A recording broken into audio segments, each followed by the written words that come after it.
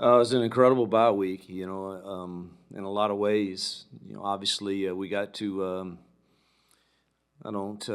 In this profession, you don't, so to speak, bask in any victories very long because you realize that you're facing, another opponent right in the face, and in this world of college football today, every game is a life of its own, and you've got your hands full and a heartbeat if you're not careful. And so, coming off the BYU game being such a special game to our university and our program and to so many people, it was really nice having a bye week to kind of enjoy it truthfully, and so that was really nice. And then you had the week of enjoying that and resting up and hopefully getting our legs back under us and some healing for some guys that need it. We only practiced one time. We did some walkthroughs, but really tried to take it easy on them. And then, man, you fast forward to the end of the week and you find out Malik Willis is going to start his first NFL game, so that added even more excitement to it, and he's 1-0 as a starter. That's will never be that record will never be broken. He'll always hold that record, tied with a bunch of others, but he'll always hold it. And then I got to play in a little Ryder Cup match this weekend with our club out at Boonesboro, and that was a lot of fun. We won that, so that was good.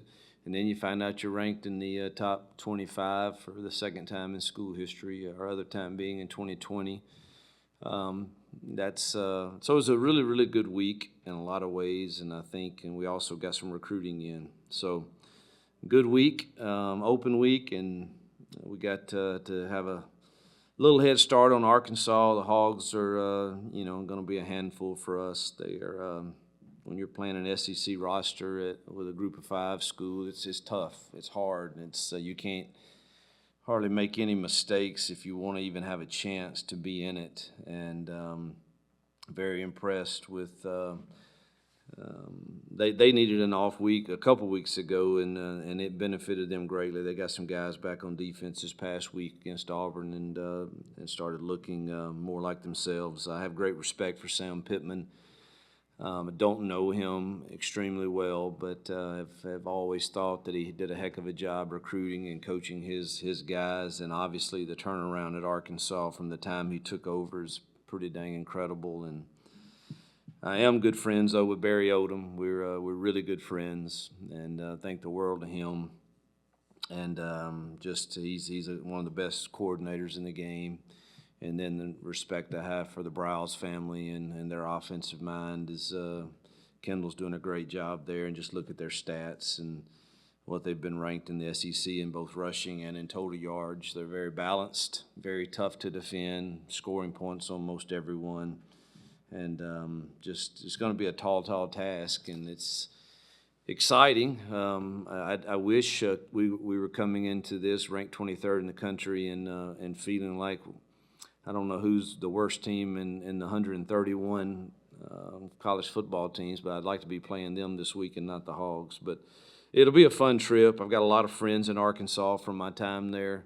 I've gotten a lot of text about people that'll be at the game and come by the hotel, and I'll get to visit some with them. But ultimately, it's our job to get our kids ready to try to compete in a game that we'll be excited to play. Our kids, they'll be ready. Do we have enough firepower to hang with these guys? We'll see, but it'll be fun trying. Memories of coaching in Fayetteville against them? Anything that stands out to you? Yeah, I've never had success in Fayetteville. Now, I'll say this, the two times I've been there, it was the worst weather I think I've ever coached in, both times, and it was awful. And my daughters to this day they think Fayetteville back then, they thought we were going to Alaska, the way our trips were in late November there when I was at Ole Miss. So I experienced success in Little Rock, but not in Fayetteville. And hopefully I hadn't looked at the weather. I'm scared to, but I hope it's not like it was the last two times I was there. It's supposed to rain. Well, as long as it's not freezing rain like it was the two times I was there, it was, freezing rain. You glossed over last week the contract extension that you received. And Oh, gosh, how did I forget that? All right, I'm sorry. I'm just so, I guess, I don't know what day that came out, but I assumed we'd already talked about it. I don't know, because the social media world's already covered it, and, usually that, man, Ian has been incredible to me here, along with Dr. Prevo and the Board of Trustees, and, every single year I've been here, I've never had to go to him to ask for anything. He always comes to me, and it's quite humbling, truthfully, and you feel kind of guilty that you are the beneficiary of so many people's work that you couldn't really do without, and from the players to the staff to everybody. So that's kind of humbling, because they don't get to benefit quite to the same magnitude that my family and I do. But so it's quite humbling, and thankful again for this opportunity and for their vision for the future. I wanted to expound on that because I was told, like, with this extension, your staff and the resources committed to this program are now going to be at the top of the G5 ranks. And you've said all along you envision this program being a top G5 program. With the university now solidifying its commitment to that, is there no reason this program can't be a top G5 team with the fact that you, your staff, and the resources being committed to it reflect that? Well, I've made no bones about it since I came here. I thought our goal should be one of the top G5 programs in the country. And, we're 3-0 in bowl games. We've been in the top 25 our share of times, had a 10-win season, and headed to our 4th straight bowl, and, we're sitting in the top 25 now. I mean, I guess it would be arguably, you could say that we're close to being there, and certainly with the resources that the administration is willing to provide, to our staff and our players and our facilities and everything. I'm not going to backtrack on that. I think that's a reasonable goal. Got a couple online from Bob Holt, Arkansas Democrat Gazette. Go ahead, Bob. Thanks. Hey Hugh, good to see you. Bob, always good, man. It's been a long time. Yeah. Hey, you guys are ranked, coming off a big one over BYU. You mentioned all the other good things happening. Just how much momentum are you guys coming in here with, and just how good do you think everybody's feeling about what's going on right now?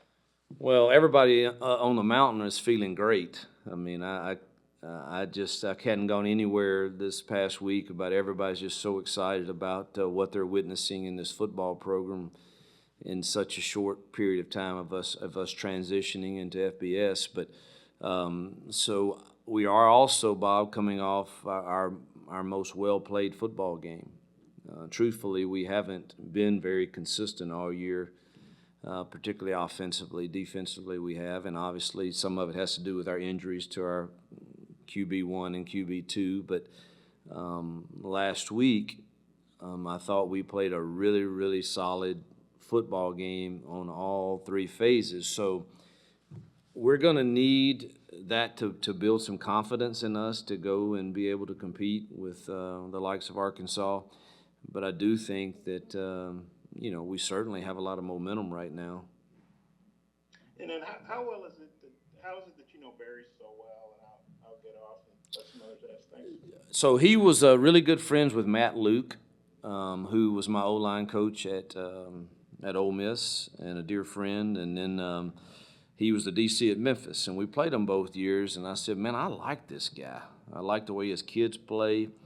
And Matt introduced him to me after one of the games, and we just started developing a relationship there. And then he went, obviously, to Missouri, and I think it's fair to say he would bounce things off of me from time to time. And just always, I like what he thinks about coaching. I like his philosophy, his core values, and just think a lot of him. Go back in the room now, Eric. Hey, Coach, in your experience of having our ranked program, how have you been able to use that as a motivating force for the team as opposed to sort of a complacency crutch, as I would consider? Yeah, I don't. I really don't use the rankings too much in the season. I get it. I've lived this life. At Ole Miss we were ranked a lot. Here, not so much. But when you do, it's pretty special. And so you celebrate that, but you also better be real and know that, man, Arkansas is going to be favored this week, and they should be. They've got better players and probably better coaches.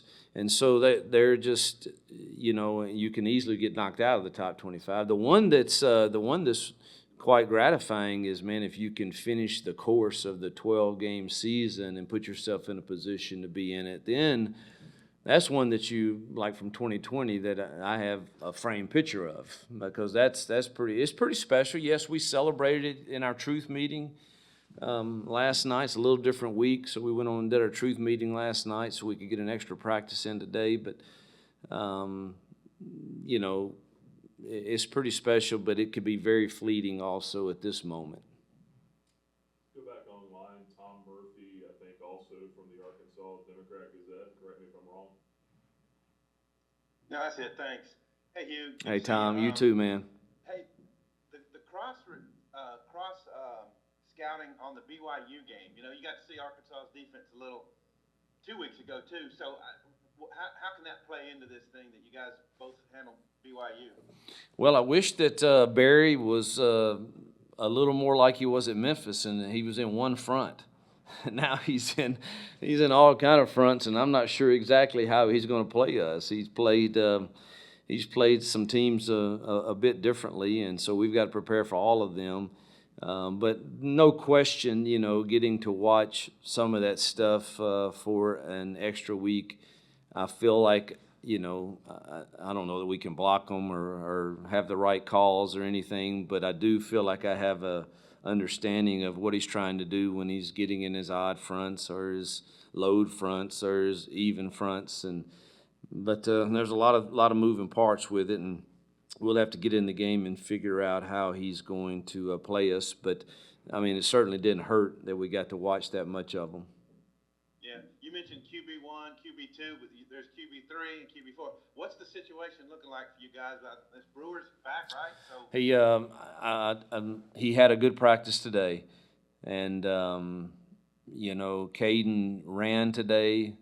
Don't know if he'll be ready or not. I would expect Brewer to do like he did in BYU and try to go, but I think the off week really helped him. He threw it a lot better today than he did 2 weeks ago when he was trying to practice. So I would anticipate right now both JB and Brewer being ready. Not sure about Caden. But Bennett has been so good. I mean, are you reluctant to go off in another direction? It's well, he's been very inconsistent, and then he just won the biggest game in school history and looked really good doing it. So I've got these two things battling in my mind of, man, if you've watched all of our games up until BYU, you would say, man, they're really inconsistent. And then you watch the BYU game, you're like, dang, he's really accurate and good. So, I'm glad we have him. And both will probably see time. I would anticipate JB getting the start. But again, it's just Monday, and I would anticipate that and kind of see how it goes. But Charlie looked pretty good today too. Okay. My last question: when you look at the components of the Arkansas offense, very veteran O-line, stopping KJ has been difficult for some folks, and then Rocket Sanders is having a big year. Just maybe what you think of putting all those components together. Yeah, I mean, you look at them; they're second in the SEC in yards per game, I believe, 6th in the country in rushing, 13th in the country in yards per game, and obviously averaging around 35 a game. KJ, I know him well from Sardis, Mississippi, and he's just, he's as much involved in the run game as he is the pass game, which is a challenge. And then number 5, that running back, he's an SEC dude. I think he's at the top of the SEC in rushing, and tight end 7 is a good player, and those wide receivers and then you get to the O-line, it's the best we faced probably in the 4 years I've been here, I would say. They're very seasoned, very physical. So we're going to be a tall challenge. Thanks, Hugh. I appreciate you reminding us about that bad weather back those few years Oh, ago. my God. That was awful. Thanks. Go back in the room here to John, and then we'll get to Scotty online after that. Coach, you've obviously played a lot of games in the SEC, all the different How much do you think that game last year at Ole Miss kind of helps your team kind of understand what the type of environment they're going to see on Saturday? Yeah, I try to explain to them what I think of the given stadiums that we're going into. So I don't like our kids ever being surprised or shocked. And I told them that I knew what the Ole Miss atmosphere would be like for an 11 o'clock kick. And they're not playing an SEC school, so I knew what it would be like. I have a good feel what I think the Arkansas will be like also, and we'll have to handle it. And I showed them how you do woo pig suey and Arkansas Razorback. You got to get into it. I mean, you're going to hear it a lot, so you got to get into it and know what you're talking about. So I want to be familiar with the whole deal and enjoy the atmosphere. And we played Ole Miss really, really good and had a chance to make it a one-score game there without a penalty and a drop. And but this is a different task and. But I don't think our kids will. The stadium and atmosphere should be one that we look at to enjoy, not be intimidated by. And I think we'll look at it that way. You mentioned your quarterback situation, the health of some of those guys. What about the rest of your team, especially receiver Yarborough, Daniels, if you're playing with him, Sneed, Trayshawn? Yeah, Trayshawn's back. He practiced today. Receiver, we're still thin. Don't know exactly how everybody will come along this week, getting ready. So we'll have to we'll piece it together like we have. We've really been beat up at that spot this year. So hope Caleb can go. Hope Yarborough can go. That would really help us add some quality depth to that spot. Go back online. We'll take one from Stingray actually, and then we'll take one from Bob. Coach. Hey, Stingray. Hey, man, how are you this morning? I'm blessed, man. Doing really well.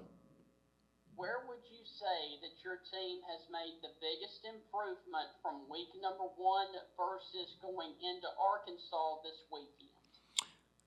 Well, just based off the last game, I would say the offensive consistency was so much improved last week compared to what we had witnessed. And so I hope that is a sign that we're taking a step in the right direction and we can expect some of that moving forward. So hopefully that's it. Thank you, Coach. Yep. Bob? Hugh, I saw where, I hope I'm saying his name right, Day Hunter had a monster game against BYU. What would you say about him? Is he an SEC caliber? Not to, not G5, but is he an SEC caliber running back? He could have played for me in my days at Ole Miss. We didn't have the maybe the greatest running backs in the conference at that time. He would have played for me there. Day's, he's got some stiffness that probably would keep. That's why he did not sign with Power Fives. But boy, he's physically really, really strong. And has enough burst. He's not a blazer, but enough burst to make explosive runs.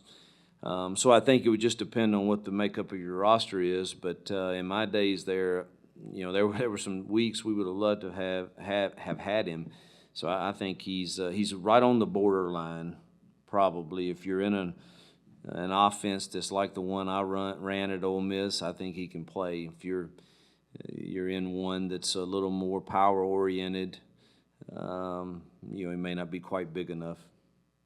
And then with your SEC background, do you get a little extra fired up for these SEC games? Sure. I think you know that more eyes are on you. That more eyes are on your team, and I don't think any coach that's worth his salt wants to put an embarrassing product on the field at any time. Much less when a lot of the eyes are on you. So, and you want it for your program and your kids to have a chance to compete and somehow get into the second half and kind of be in a ball game of this in this arena. And so yeah, it fires you up some. It's still when we kick it off, I think I'll just be like normal, but certainly it'll be exciting. You remember last time you talked to Barry and you guys? I text with him this morning. Really? Yeah. I said, quit laughing at my team on film. And he said, I'm not laughing at all.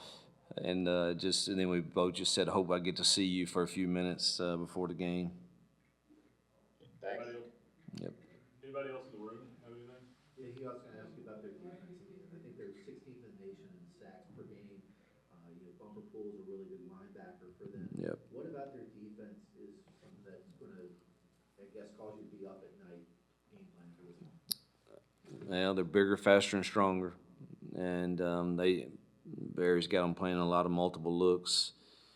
The Pool kid, I think, is maybe the program's leading tackler of all time and second in the SEC, I think, right now. And sacks, they're up there, and 50's a man up front. Very consistent player for them. Sanders, the transfer from Alabama, is a really good player too.